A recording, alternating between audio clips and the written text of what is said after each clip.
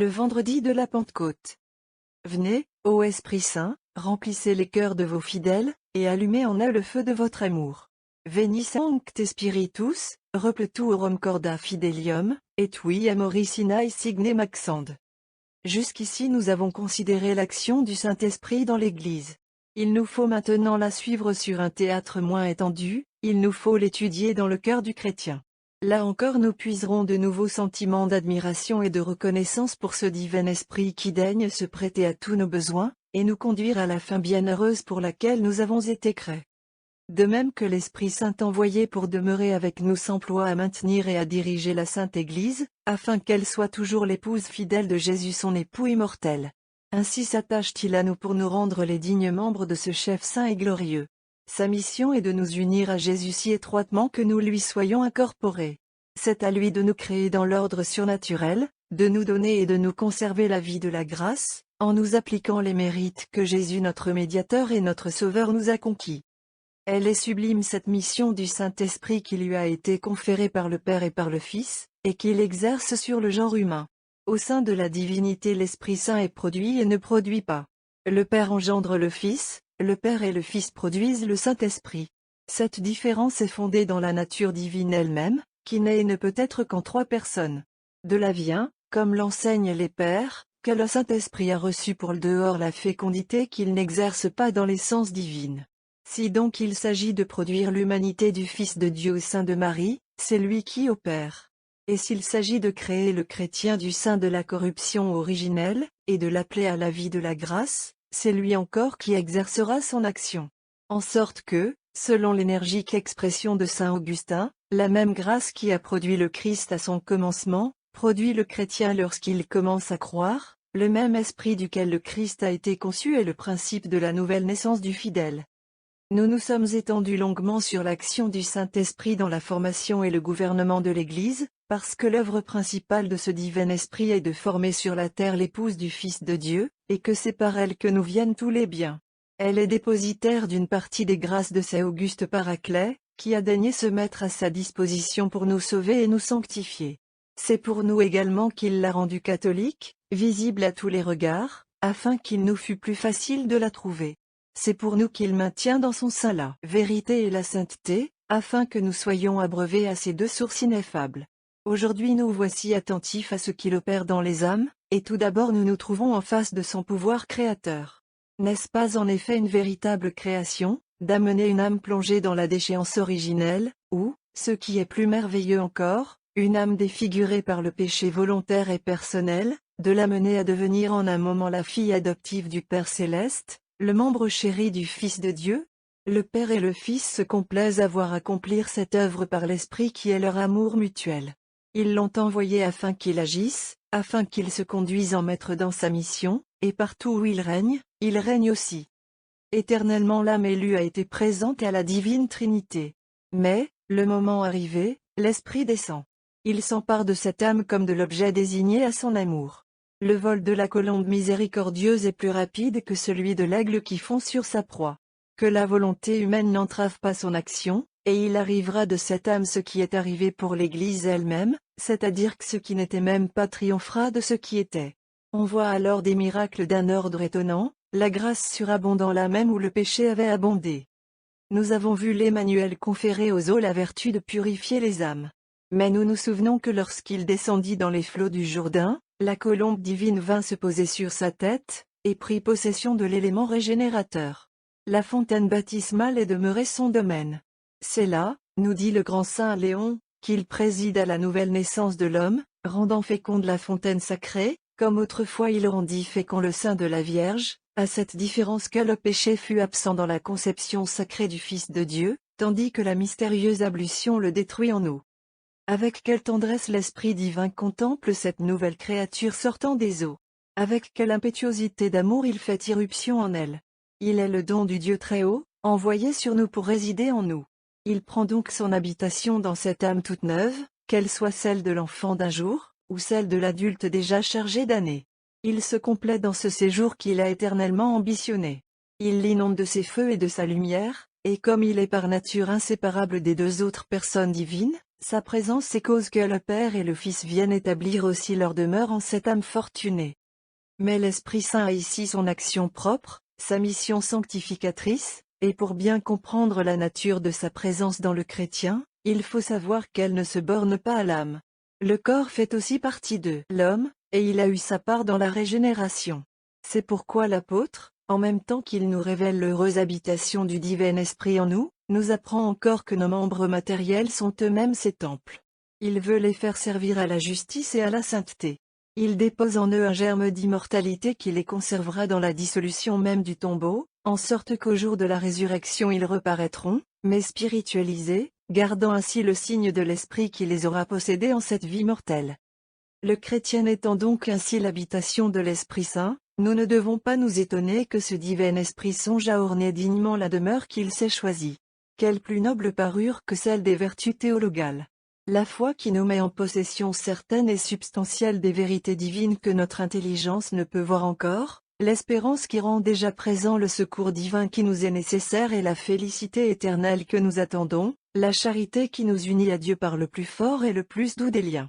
Or, ces trois vertus, ces trois moyens pour l'homme régénéré d'être en rapport avec sa fin, c'est à la présence du Saint-Esprit que le chrétien les doit.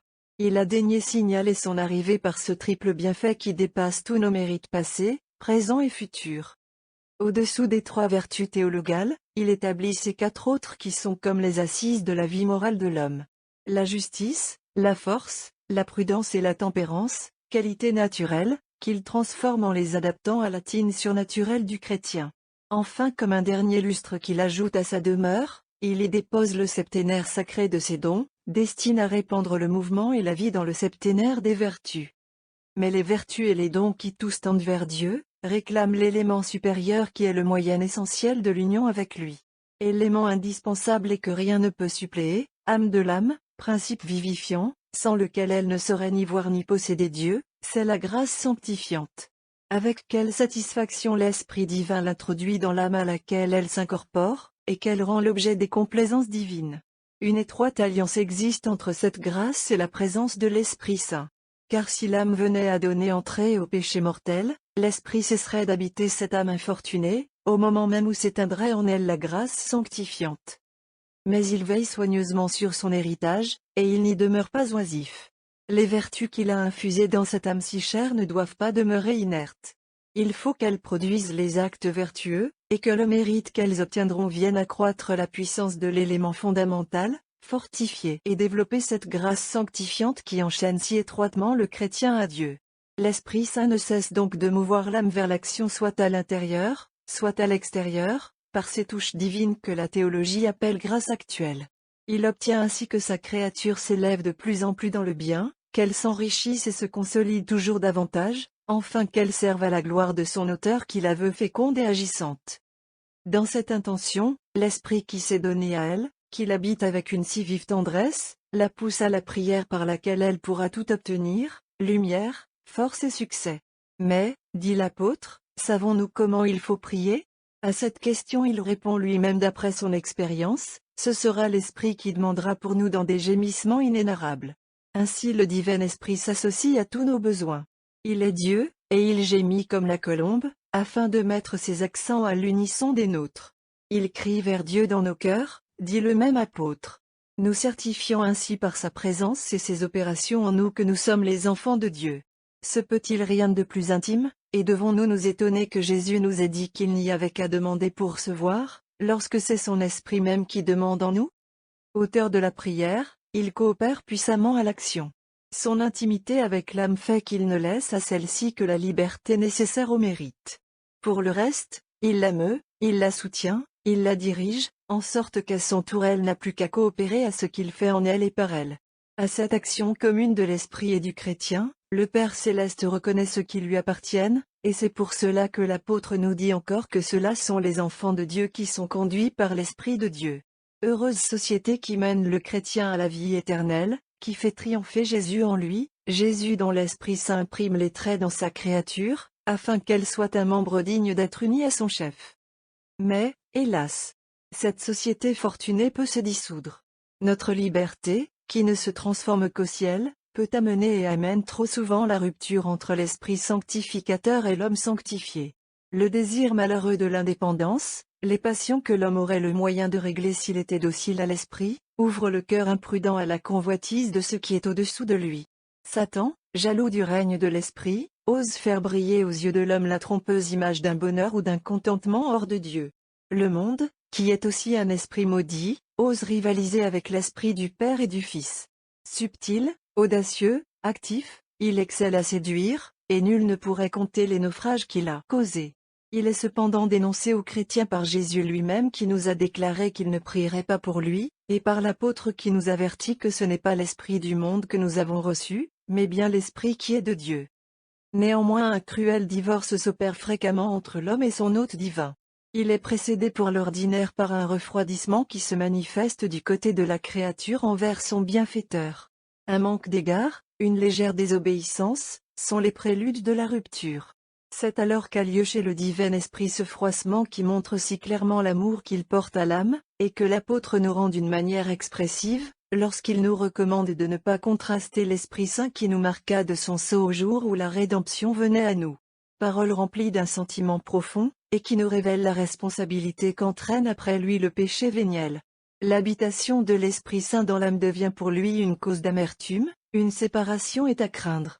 Et si, comme l'enseigne saint Augustin, il n'abandonne pas qu'il ne soit abandonné, si la grâce sanctifiante demeure encore, les grâces actuelles deviennent plus rares et moins pressantes.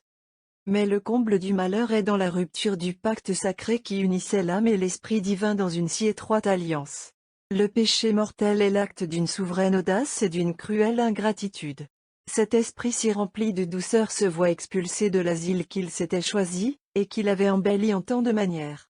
C'est le comble de l'outrage, et l'on n'a pas droit de s'étonner de l'indignation de l'apôtre quand il s'écrie « Quel supplice ne mérite-t-il pas celui qui a foulé aux pieds le Fils de Dieu, méprisé le sang de l'Alliance, et fait une telle injure à l'Esprit de grâce ?» Cependant cette situation désolante du chrétien infidèle au Saint-Esprit peut encore exciter la compassion de celui qui, étant Dieu, a été envoyé vers nous pour être notre hôte plein de mansuétude.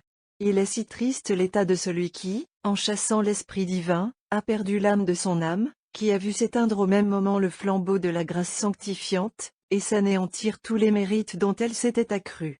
Chose admirable et digne d'une reconnaissance éternelle. L'Esprit Saint expulsé du cœur de l'homme aspire à y rentrer. Telle est l'étendue de la mission qu'a reçue du Père et du Fils celui qui est amour, et qui par amour ne veut pas abandonner à sa perte le chétif et ingrat vermisseau qu'il avait voulu élever jusqu'à la participation de la nature divine. On le verra donc, avec une abnégation sublime dont l'amour seul a le secret, faire le siège de cette âme, jusqu'à ce qu'il ait pu s'en emparer de nouveau. Il l'effrayera par les terreurs de la justice divine, il lui fera sentir la honte et le malheur où se précipite celui qui a perdu la vie de son âme. Il le détache ainsi du mal par ces premières atteintes que le Saint Concile de Trente appelle les impulsions de l'Esprit Saint qui meut l'âme au dehors, sans l'habiter encore au dedans. L'âme inquiète et mécontente d'elle-même finit par aspirer à la réconciliation.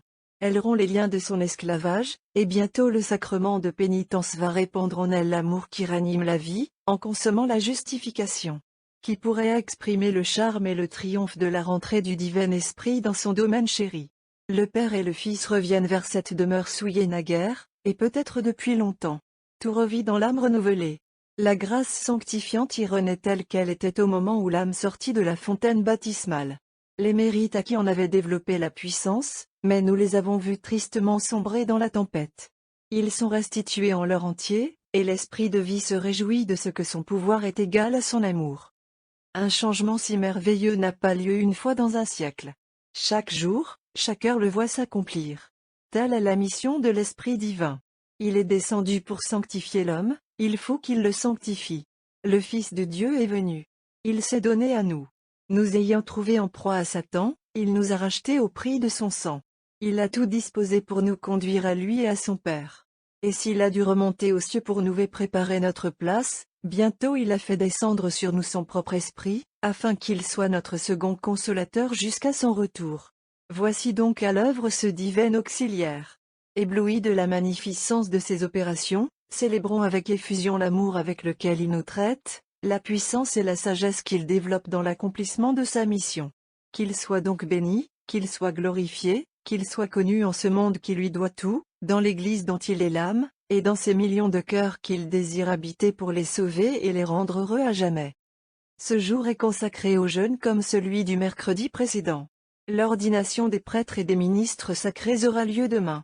Il importe de faire une plus vive instance auprès de Dieu pour obtenir que l'effusion de la grâce soit aussi abondante que sera durable et auguste le caractère que l'Esprit Saint imprimera sur les membres de la tribu sainte qui lui seront présentés. À Rome, la station est aujourd'hui dans la basilique des 12 apôtres, où reposent les corps de Saint Philippe et de Saint Jacques le mineur. Ce souvenir donné aux habitants du Cénacle ne saurait être plus à propos en ces jours où l'Église entière les salue comme les premiers hôtes de l'Esprit Saint. Les beaux chants de l'Église arménienne nous aideront encore aujourd'hui à glorifier la venue du divin Paraclet. Nous insérons ici les strophes qui se rapportent à cette journée. Canon sexta et diel. Tu es, ô Esprit Saint, le calice rempli dans les cieux et qui rend immortel, dans lequel a bu au Cénacle le cœur des saints apôtres, tu es béni, ô Esprit Saint, tu es plein de vérité. Tu t'es répandu sur nous avec abondance, ô flamme vivante. Car les apôtres, après s'être désaltérés en toi, ont désaltéré toute la terre, tu es béni, ô Esprit Saint, tu es plein de vérité. Aujourd'hui les églises de la gentilité se livrent au transport de la joie. Tu es le principe de cette allégresse, calice vivifiant, tu es béni, ô Esprit Saint, tu es plein de vérité. Toi qui procèdes de la vérité du Père, source de lumière, tu as réjoui de tes rayons les apôtres et tu les as remplis de ta splendeur, par leur prière et paix de nous. Tu as dévoilé ton essence en te montrant sous la forme d'un feu merveilleux. C'est la lumière divine dont tu as rempli les apôtres en les rendant heureux, par leur prière et pitié de nous. Toi qui, au commencement, as changé en lumière les ténèbres qui enveloppaient le monde, tu as aujourd'hui rempli les apôtres de ta lumière admirable et divine, en les rendant heureux, par leur prière et pitié de nous.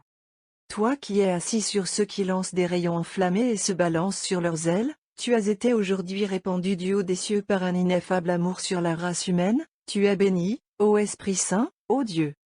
Toi qui fais chanter le trisagion par des langues de feu, tu as été répandu des cieux aujourd'hui comme une flamme sur les lèvres des humains, tu es béni, ô Esprit Saint, ô Dieu. Toi que les esprits dont la nature est la flamme contemplent éternellement au milieu de tes feux éblouissants, aujourd'hui tu as été répandu des cieux sur la terre comme une coupe remplie d'une liqueur embrasée, tu es béni, ô Esprit Saint, ô Dieu. Nous empruntons au missel Mozarabe cette allocution que le pontife adresse au peuple fidèle dans la messe du jour de la Pentecôte, pour l'exhorter à faire un religieux accueil au divin esprit qui s'apprête à descendre dans les âmes. Missa. C'est aujourd'hui, frères très chers, qu'il nous faut célébrer l'arrivée des dons de l'Esprit Saint qui nous a été promis par le Fils de Dieu. Aujourd'hui que nous devons employer à l'accomplissement de ce devoir tout ce que nous avons de foi, d'ardeur et d'allégresse. Unissons à nos louanges les sentiments de la piété, joignons-y l'humilité et la pureté, et ouvrons l'intérieur de nos âmes au transport que fait naître un tel événement. Que les cœurs des croyants soient purifiés, que leurs esprits soient ouverts, que le plus intime de leurs âmes se prépare. Car une étroite poitrine serait insuffisante pour célébrer la louange et l'avènement de celui qui est sans mesure. Il est en effet le consubstantiel du Père et du Fils, le troisième dans l'ordre des personnes, mais le même dans la gloire. Celui que le royaume du ciel ne peut contenir, qui n'est renfermé par aucune limite, descend aujourd'hui dans l'humble asile de notre cœur pour y prendre l'hospitalité. Qui d'entre nous, frères très chers, pourrait se croire digne d'un tel hôte? Qui serait en état de lui fournir à son arrivée un festin digne de lui? C'est par lui que vivent les anges et les archanges, et toutes les vertus célestes. Reconnaissons-nous donc incapables de recevoir en nous un tel hôte, et supplions-le de préparer lui-même son habitation dans nos âmes. Amen. Le don d'intelligence. Ce sixième don de l'Esprit Saint fait entrer l'âme dans une voie supérieure à celle où elle s'est exercée jusqu'ici. Les 5 premiers dons tendent tous à l'action. La crainte de Dieu remet l'homme à sa place en l'humiliant, la piété ouvre son cœur aux affections divines, la science lui fait discerner la voie du salut de la voie de perdition, la force l'arme pour le combat, le conseil le dirige dans ses pensées et dans ses œuvres. Il peut donc agir maintenant, et poursuivre sa route avec l'espoir d'arriver au terme. Mais la bonté du divin esprit lui réserve encore d'autres faveurs. Il a résolu de le faire jouir dès ce monde d'un avant-goût de la félicité qu'il lui réserve dans l'autre vie. Ce sera le moyen d'affermir sa marche, d'animer son courage et de récompenser ses efforts. La voie de la contemplation lui sera donc désormais ouverte, et le divin esprit l'y introduira au moyen de l'intelligence. À ce mot de contemplation, plusieurs personnes s'inquiéteront peut-être, persuadées à tort que l'élément qu'il signifie ne saurait se rencontrer que dans les conditions rares d'une vie passée dans la retraite et loin du commerce des hommes. C'est une grave et dangereuse erreur, et qui arrête trop souvent l'essor des âmes. La contemplation est l'état auquel est appelée, dans une certaine mesure, toute âme qui cherche Dieu. Elle ne consiste pas dans les phénomènes qu'il plaît à l'Esprit Saint de manifester en certaines personnes privilégiées, et qu'il destine à prouver la réalité de la vie surnaturelle. Elle est simplement cette relation plus intime qui s'établit entre Dieu et l'âme qui lui est fidèle dans l'action. À cette âme, si elle n'y met obstacle, sont réservées deux faveurs, dont la première est le don d'intelligence qui consiste dans l'illumination de l'esprit éclairé désormais d'une lumière supérieure. Cette lumière n'enlève pas la foi, mais elle éclaircit l'œil de l'âme en la fortifiant, et lui donne une vue plus étendue sur les choses divines. Beaucoup de nuages s'effacent, qui provenaient de la faiblesse et de la grossièreté de l'âme non initiée encore. La beauté pleine de charme des mystères que on ne sentait que vaguement se révèle, d'ineffables harmonies que l'on ne soupçonnait pas apparaissent. Ce n'est pas la vue face à face réservée pour le jour éternel. Mais ce n'est déjà plus cette faible lueur qui dirigeait les pas. Un ensemble d'analogies, de convenances, qui se montrent successivement à l'œil de l'esprit, apporte une certitude pleine de douceur. L'âme se dilate à ces clartés qui enrichissent la foi, accroissent l'espérance et développent l'amour. Tout lui semble nouveau. Et quand elle regarde derrière elle, elle compare et voit clairement que la vérité, toujours la même, est maintenant saisie par elle d'une manière incomparablement plus complète. Le récit des évangiles l'impressionne davantage. Elle trouve une saveur inconnue pour elle jusqu'alors dans les paroles du Sauveur. Elle comprend mieux le but qu'il s'est proposé dans l'institution de ces sacrements. La Sainte Liturgie l'émeut par ses formules si augustes et ses rites si profonds. La lecture de la vie des saints l'attire, rien ne l'étonnait dans leurs sentiments et leurs actes. Elle goûte leurs écrits plus que tous les autres, et elle ressent un accroissement de bien-être spirituel en traitant avec ses amis de Dieu. Entourée de devoirs de toute nature, le flambeau divin la guide pour satisfaire à chacun. Les vertus si diverses qu'elle doit pratiquer se concilient dans sa conduite. L'une n'est jamais sacrifiée à l'autre, parce qu'elle voit l'harmonie qui doit régner entre elles. Elle est loin du scrupule comme du relâchement, et toujours attentive à réparer aussitôt les pertes qu'elle a pu faire. Quelquefois même le divin esprit l'instruit par une parole intérieure que son âme entend, et qui éclaire sa situation d'un nouveau jour. Désormais le monde et ses vaines erreurs sont appréciés par elle pour ce qu'ils sont, et l'âme se purifie du reste d'attache et de complaisance qu'elle pouvait encore conserver pour eux. Ce qui n'a de grandeur et de beauté que selon la nature, paraît chétif et misérable à cet œil que l'Esprit Saint a ouvert aux grandeurs et aux beautés divines et éternelles. Un seul côté rachète à ses yeux ce monde extérieur qui fait illusion à l'homme charnel, c'est que la créature visible, qui porte la trace de la beauté de Dieu, est susceptible de servir à la gloire de son auteur. L'âme apprend à user d'elle avec action de grâce, la rendant surnaturelle, glorifiant avec le roi prophète celui qui a empreint les traits de sa beauté dans cette multitude d'êtres qui servent si souvent à la perte de l'homme, tandis qu'ils sont appelés à devenir les degrés qui le conduiraient à Dieu. Le don d'intelligence répand aussi dans l'âme la connaissance de sa propre voie. Il lui fait comprendre combien ont été sages et miséricordieux les desseins d'en haut qui l'ont parfois brisée et transportée là où elle ne comptait pas aller.